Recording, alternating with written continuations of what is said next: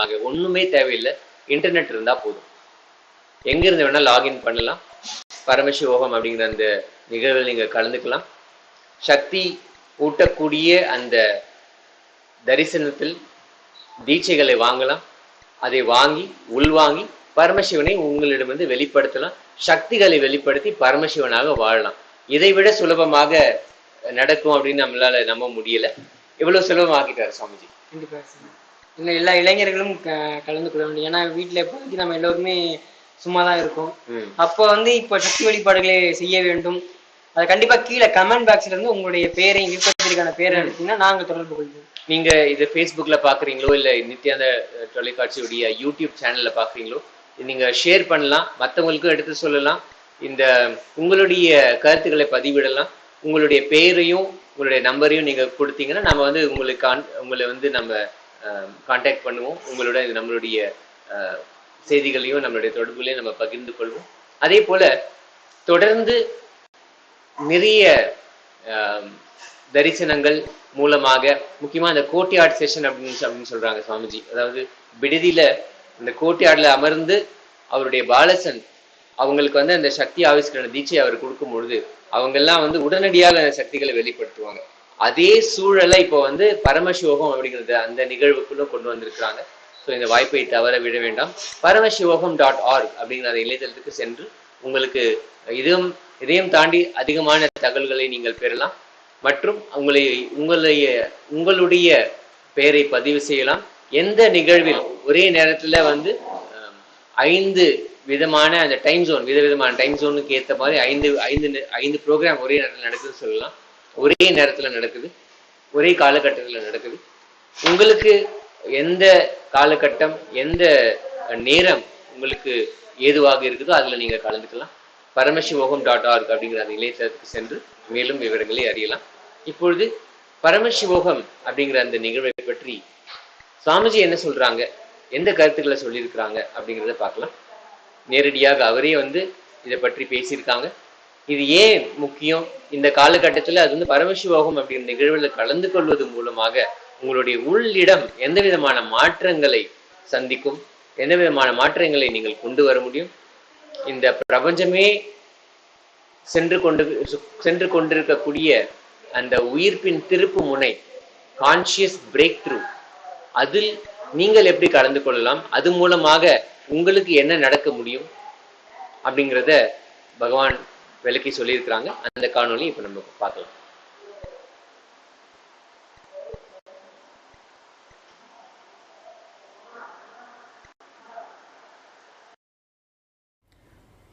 மனிதன் பிரபஞ்சத்தின் அளவி. ஆழ்ந்து கேளுங்கள். Man is the unit of the universe.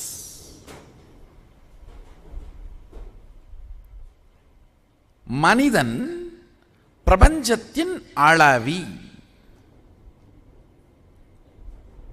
Man is the unit of the universe. பிரபஞ்சம் முழுவதையும் உணர்ந்து கொள்வதற்கான, அறிந்து கொள்வதற்கான அளவு மனிதன். இந்த மனித சரீரத்தின் மூலமாக மட்டும்தான் பிரபஞ்சத்தை அளக்க அறிந்து கொள்ள முடியும். நாம் அளவியாக இருப்பதனால் இங்கு நடக்கும் எதை வேண்டுமானாலும் நமக்குள்ளே உணருகின்ற புத்தியும் அதை கையாளுகின்ற சக்தியும் நமக்கு உண்டு. ஒரு பெரிய ஞானி திருவண்ணாமலையிலே வாழ்ந்து வந்திருந்தார். அவருடைய திருவடிகளை தொட்டு வணங்குகின்ற, அவருடைய திருவடிகளில் சில நாட்கள் வாழுகின்ற பெரும் புண்ணியம் எனக்கு கிடைத்திருந்தது. இசக்கி சுவாமிகள்னு பேர்.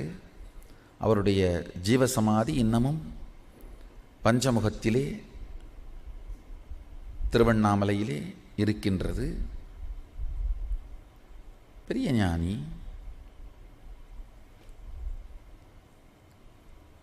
ஏன் ஜீவசமாதின்னு சொல்கிறேன்னா, இறந்து 3 நாட்கள் உடலை அப்படியே வைத்திருந்து 3ஆவது நாள் தான் சமாதிக்கு கொண்டு சென்ற வைப்பதற்காக எல்லாம் எடுத்துகிட்டு போகிறோம். நானும் அந்த இடத்தில் இருந்தேன், அவருடைய மற்ற சீடர்களும் இருந்தார்கள். துரதிர்ஷ்டவசமாக உடலை விட்ட உடனேயே அமர வைக்காமல் படுக்க வைக்கவே உடம்பு இருந்தது. ஆனால் சமாதியில் அமர வைத்து வைக்க வேண்டும். என்ன பண்ணுறது? அவருடைய சிஷ்யை ஒருவர், என்னுடைய குருவான குப்பம்மாள் விபுதானந்தபுரி, அவரை எழுப்பி உட்கார வச்சு அந்த உடம்பை உட்கார வச்சு சாமி காலை மடிச்சுக்கோங்கன்னு சொன்ன உடனே உடம்பு தானாக மடிச்சிச்சு.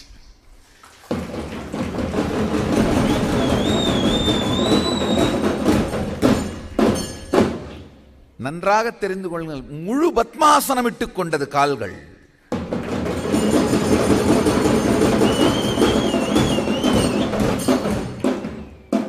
இருந்த ஒரு 10-15 பேர் நடுங்கி விட்டார்கள். இதோடு முடியவில்லை. கரங்கள் கோர்த்து கொள்ள வேண்டும். இந்த பத்ம முத்திரையிலே சமாதிக்கு சாமி கையை கோத்துக்கோங்க, உடனே கோத்துக்கிட்டாரு. என் கண் முன்னால் பார்த்தேன் இரண்டும் நடந்ததை.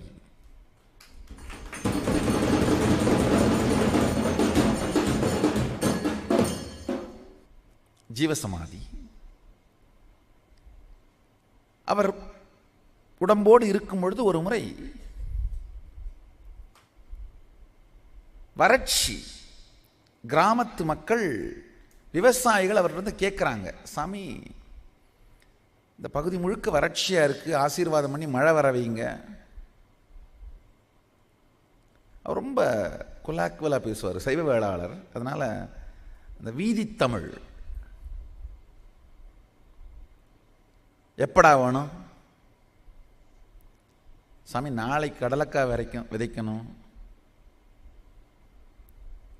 நாளைக்கு மல்லாட்டை விதைக்கணும். மல்லாட்டை ஆற்காடு சைவ வேளாளருடைய பாஷை, கடலைக்காய மல்லாட்டைன்னு சொல்லுவாங்க. நாளைக்கு மல்லாட்டை விதைக்கணும், மழை வந்தால் தான் விதைக்க முடியும். போடா எடுத்து வைடா, வந்துருண்டா. 10 நிமிடத்தில் ஏதோ செய்தார், மழை பொழிந்தது.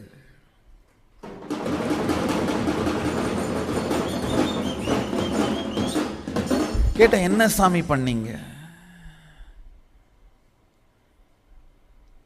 அருமையான ஒரு வித்தை கற்றுக் கொடுத்தார். கேட்டுக்கொள்ளுங்கள், ஆழ்ந்து கேளுங்கள்.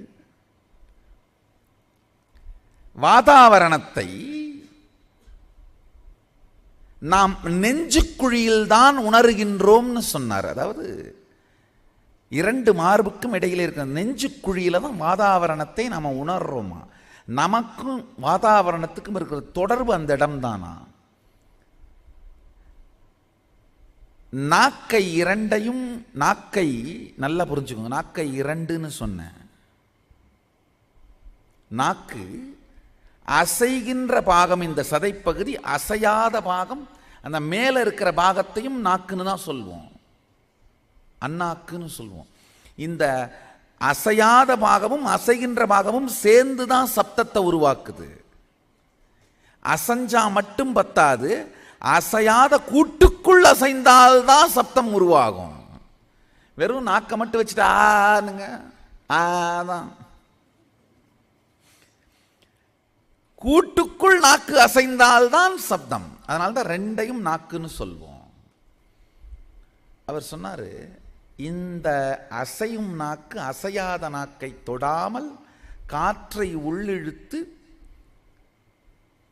இதயக்குழியை குளிர்ச்சியாக்குனா நமக்குள்ள வாதாவரணம் மாறினா வெளியில மழை பெய்யும்னு சொன்னார்.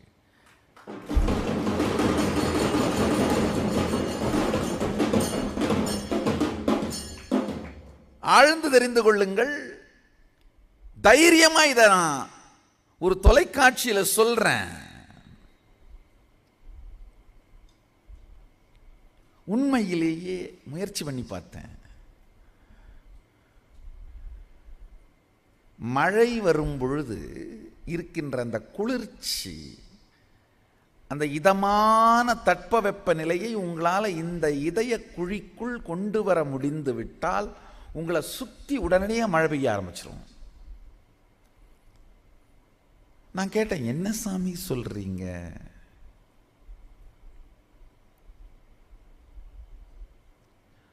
உள்ள மாறினா எப்படி சாமி வெளியில மாறும்? ரொம்ப அழகா சொன்னார்.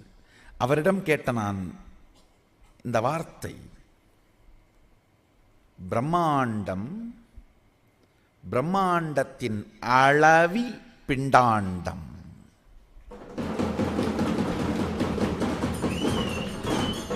ஆழ்ந்து கேளுங்கள். பிரபஞ்சத்தின் அலகு மனிதன், பிரம்மாண்டத்தின் அளவி பிண்டாண்டம். இன்னொரு உண்மையையும் கேளுங்கள். இந்த இன்னைக்கு சொல்ற இந்த 2-3 சத்தியங்களை புரிந்து கொண்டீர்களானால் தீப தரிசன தத்துவத்தை புரிந்து கொள்ளலாம். பிரம்மாண்டத்தின் அளவி மனிதன். அடுத்த வார்த்தையை கேளுங்கள், பிரம்மாண்டத்தின் செயலி மனித உடல். ஆழ்ந்து கேளுங்கள். App of the universe is human body. Just now I made a statement. Unit of the universe is human body. Now I am making the next statement. App of the universe is human body. பிரபஞ்சத்தின் அலகும் பிரபஞ்சத்தின் செயலியும் மனித சரீரம். அலகுன்னா என்னன்னா, பிரபஞ்சத்தின் எந்த பாகத்தையும், எந்த நுட்பத்தையும், எந்த நுணுக்கத்தையும், எந்த அறிவையும், எந்த ஞானத்தையும் உடலை பற்றி தெரிந்து கொள்வதனாலேயே தெரிந்து கொள்ள முடியும் அப்படின்ற சத்தியத்தை தான் பிரபஞ்சத்தின் அளவி மனிதன் என்கின்ற வார்த்தையின் மூலம் சொல்லுகிறேன். பிரபஞ்சத்தின் செயலி மனிதன் சொல்றேன். அப்படின்னா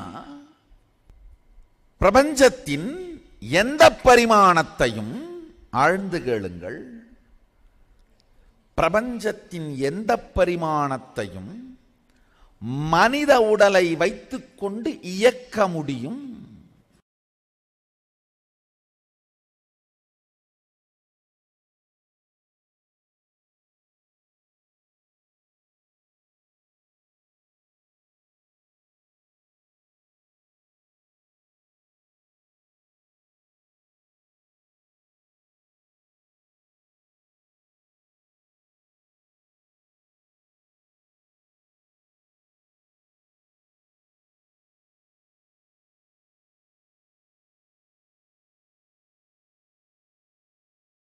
இந்து மதத்திற்காக சிந்திக்கின்ற திங்க் டேங்கா இருக்கிற யாரும் தமிழ்நாட்டுக்குள்ள வாழ முடியாது. அதுதான் உண்மை. கசப்பான, உயிரையே கலங்க வைக்கின்ற ஆனா உண்மை அதுதான். தமிழ்நாட்டை இந்துக்கள் இழந்து விட்டார்கள். அதுதான் உண்மை. என் வாயால சொல்லக்கூடாதுங்கிறதுக்காக கட்டுப்படுத்திட்டு இருந்தேன். ஆனா என்னைக்காவது ஒரு நாள் இந்த உண்மையை நான் சொன்னா நீங்கெல்லாம் முழிச்சிப்பீங்களோ அப்படிங்கிற ஒரு நப்பாசையில இன்னைக்கு சொல்லிட்டேன். அவ்வளவுதான். இந்துக்களே விழித்துக் கொள்ளுங்கள். இந்த தஞ்சாவூர் கோவில்ல தமிழ்ல கும்பாபிஷேகம் பண்ணணும்னு சொல்றதெல்லாம் தமிழ் மேல இருக்கிற பற்று கிடையாது. அவங்க உண்மையா என்ன சொல்ல வராங்கன்னா, ஆகமப்படி பண்ணக்கூடாதுன்னு சொல்ல வராங்க. அவ்வளவுதான். அதுக்கு ஒரு டெக்னிக்கலா இந்த விஷத்திலே சர்க்கரை தடவி கொடுக்கக்கூடிய தீய சக்தி கும்பல், திராவிஷ கும்பல், அதுக்கு இந்த தமிழ்ன்ற சர்க்கரைய முலாம் பூசி கொடுக்கிறது. சரி, இப்ப ஒருவேளை தமிழ்ல கும்பாபிஷேகம் பண்ணியிருந்தா அந்த தமிழ் கும்பாபிஷேகம்னு போராட்டம் பண்ண எல்லாரும் அப்படியே திருநீரு பூசி ருத்ராட்சம் தாங்கி வந்து தேவாரம் திருவாசகத்தையும் பாடி ஐயனே நமச்சிவாய வாழ்க நாதந்தாள் வாழ்க இமைப்பொழுதும் நீங்கா என் நெஞ்சில் நீங்காதான் தாழ்வாழ்கன்னு பாடி பரவி பிரகதீஸ்வரரை வலம் வந்து சிவபக்தர்களா வாழ்ந்துட போறாங்களா? யாரை ஏமாற்றுகிற வேலை இதெல்லாம்?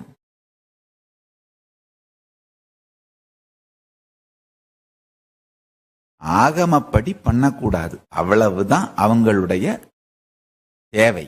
இருக்க பாரம்பரியத்திலாம் செதச்சிரணும், அதுதான் அவங்களுடைய தேவை. அதுக்காக தான் எல்லா ஆர்ப்பாட்டமும். அது தமிழை யூஸ் பண்றது. அடுத்து என்ன? அவங்க அந்த ஆகமப்படி நடந்தே ஆகணும்னு பலமா நின்ன சன்னிதானங்களை எல்லாம் அட்டாக் பண்றது. நம்ம தருமபுரம் சன்னிதானம் அவருடைய சொந்த அவர்களுடைய பிரதான சிஷ்ய மடமான திருப்பனந்தாள் மடத்திலிருந்து அவர்களுடைய கோவிலுக்கு பல்லக்குல போக முடியல. என்ன நடக்குது? பல்லக்கும் தீவட்டியும் சன்னிதானங்களுக்கும் சிவாச்சாரியார்களுக்கும் மரபு. எனக்கு தெரிஞ்சு திருவண்ணாமலையில சிவாச்சாரியார்கள், இந்துக்களே விழித்துக் கொள்ளுங்கள், சபரிமலைக்கு பிரச்சனை வரும்போது மத்தவங்க எல்லாம் என்ன நினைக்கிறோம், அது சபரிமலை போற பக்தர்கள் பார்த்துக்கிட்டு நமக்கு என்ன விடுப்பா. சங்கர மடத்துக்கு பிரச்சனை வரும்போது அது பிராமணர்கள் பார்த்துக்கிட்டும், பிராமண மடம் நமக்கென்ன விடுப்பா. ஆதீனங்களுக்கு பிரச்சனை வரும்போது அது ஆதிசைவர்கள் முதலியார்கள் சைவ வேளாளர்கள் பார்த்துக்கிட்டும் நமக்கென்ன விடுப்பா அப்படின்னு நாம சிதைந்து போய் கிடக்கின்ற, சிதறி போய் கிடக்கின்ற சமூகமாக இருக்கின்ற வரை இந்துக்களே தமிழ்நாட்டை இழந்து விட்டீர்கள் என்பதை புரிந்து கொள்ளுங்கள்.